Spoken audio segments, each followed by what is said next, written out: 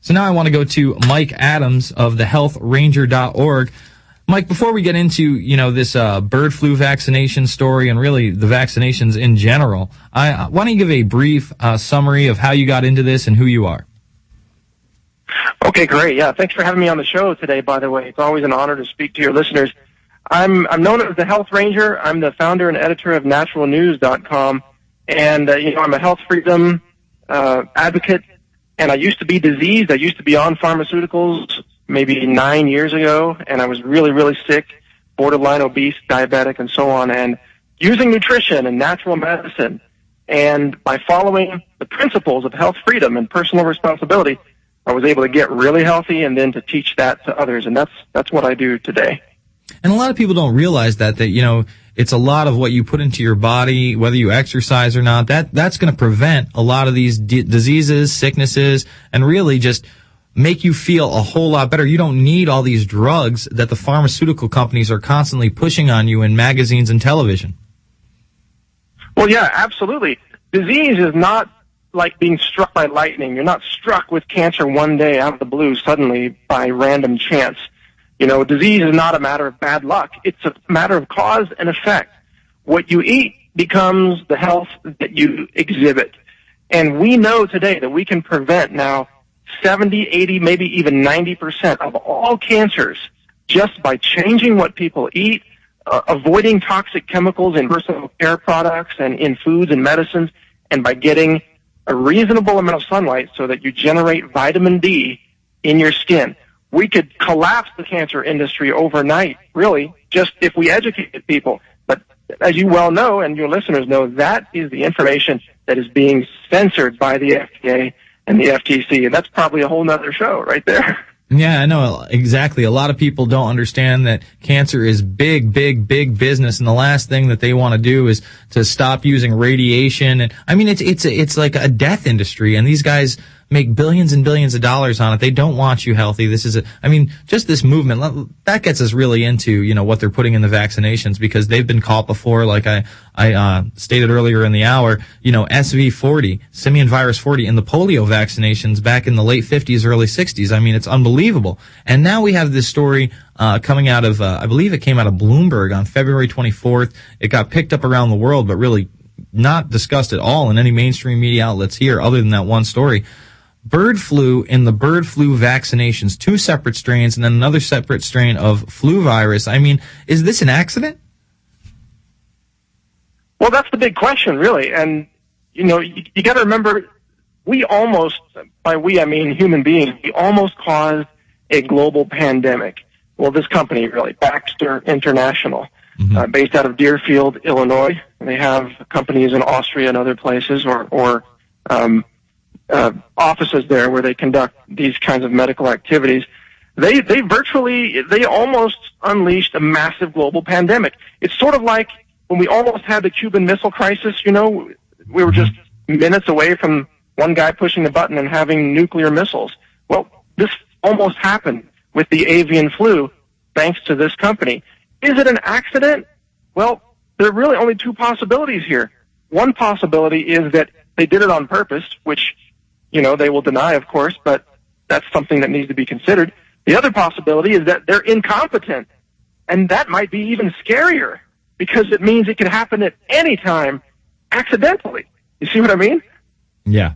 I very much think that this is not an accident. I mean, how do you get three separate types of flu virus, two of them being bird flu, into a bird flu vaccination? And then another story that came out I believe earlier in the week that we covered here, is that now there's a new strain of flu that is 98.5% resistant to Tamiflu and other like vaccinations. So, it seems to me every time they put these vaccinations out, people take them, all of a sudden there's a new strain and it's resistant to this for some reason. Again, I don't think it's an accident.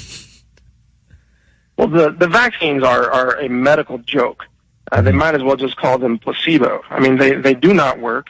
The viruses that are in the wild have already mutated to be immune to virtually all the vaccines that have ever been manufactured for avian flu. And you might recall a couple of years ago, the U.S. government spent, I don't know how many hundreds of millions of dollars, which seems small now in light of the bailout situation, but it's still a lot of money. They spent that on Tamiflu and other vaccines for a potential pandemic outbreak, all that money's wasted because those vaccines are useless. But here's the real worrisome part, that this company, Baxter, follows something called Biosafety Level 3 protocols. That's BSL-3. Now, BSL-4 is the highest level of biosafety. That's used to deal with really virulent strains like Ebola. Biosafety Level 3 is just below that. And if you follow those protocols, it is physically impossible to contaminate these materials in the way that they were contaminated. So either they did it on purpose, or they are not following the protocols that they claim to, which means that we shouldn't trust any of their vaccines. That's the big issue that people are finally starting to become aware of. Well, I didn't realize that was biosafety level 3 and there's only 4 levels. What would be like a 4th level, like a Plum Island or something like that? Yeah, right, like Marburg virus or Ebola, extremely virulent viruses that actually can kill you within hours, which frankly, those viruses are not really a pandemic threat because they kill the host too quickly to be spread. Mm-hmm. And the people from the CDC will tell you the same thing. The real threats are from the viruses that can be carried and incubated in human beings for a long time without killing the host.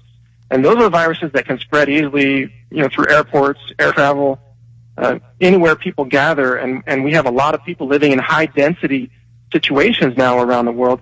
We're primed for a pandemic influenza outbreak on our world today. It's only a matter of time, in my opinion, before we get hit with one. But this company, Baxter, seems to want to accelerate the timeline, right? No, it seems not like they not only want to accelerate the timeline, but they want to put it out there on such a massive level. I mean, can you imagine if 250,000 people in this country took that vaccination? And if they could, one of the strains was a person-to-person strain. Why don't you explain how there are different strains of this bird flu, and some of it will only affect birds, but some of it can actually infect human hosts, and I think we've had something like 50 or 60 people worldwide become infected with bird flu. Sure.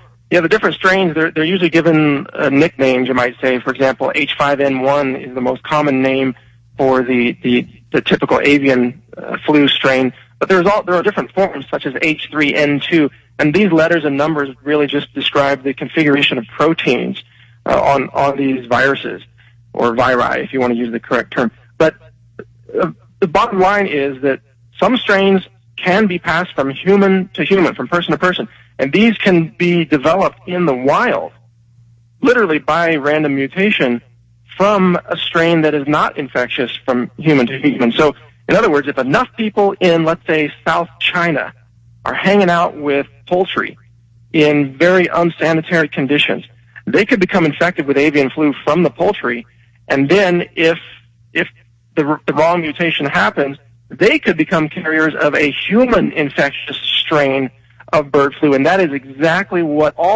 virtually all of the infectious disease scientists and researchers have warned us about. They know it's only a matter of time. Nature does this. Nature will have these random mutations, and we will get hit by this sooner or later. What happens if we do get hit? I mean, what do you think will happen if we get hit with something like this? Well, if you look at 1918, which was called the Spanish flu, that was the big global infection. About a third of all the people in the world got sick, and about 50 million died. And that was almost 100 years ago. You would think we have better medical technology today, but the truth is, we don't know anything more about real health today than we did 100 years ago. I mean, these vaccines, these injections, these pharmaceuticals, these are not going to stop avian flu. So we could, once again, experience perhaps a third of the world's population being sick, and we would have far more than 50 million dead because, of course, our population is much larger. So we're talking about a complete overrun of the hospitals, the clinics, the entire medical system would be essentially jammed up beyond belief, and everyone would have to fend for themselves in such a scenario. Well, if you're talking 1/3 of the population, that's 2 billion people, and that just gives the government excuses for mass roundups, quarantines. I mean, will this be the end of liberty as we know it? I mean, worldwide.